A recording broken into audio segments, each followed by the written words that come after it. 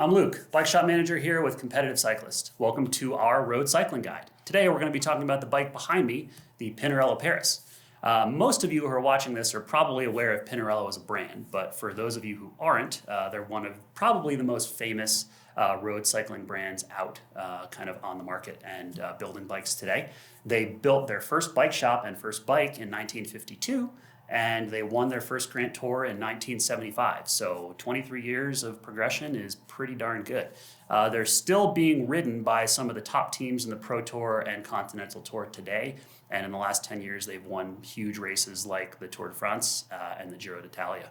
So this particular Paris behind me is designed as a slightly more endurance-oriented bike, but it does take some tube shaping cues from their top-end Dogma F kind of flagship road race frame. So it uses their T600 carbon, which is going to be not going to have quite the top-end strength to weight ratio, but it does give you a little bit better vibration absorption, which is what this bike is designed for. It's going to have a slightly taller stack and a slightly shorter reach, so it's designed to get you a little bit more upright when you're riding the bike, which is going to give you better handling and also more comfort when you're out riding.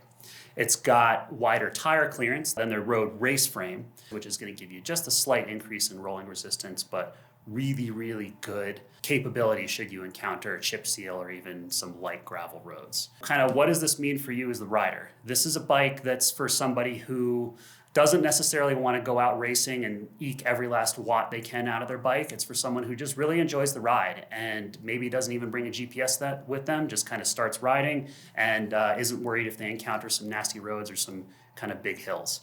Thanks for watching. I hope you learned a little bit as to why we chose this bike for our road cycling guide. If you have any questions on this bike or any of our other bikes, be sure to reach out to a gearhead today.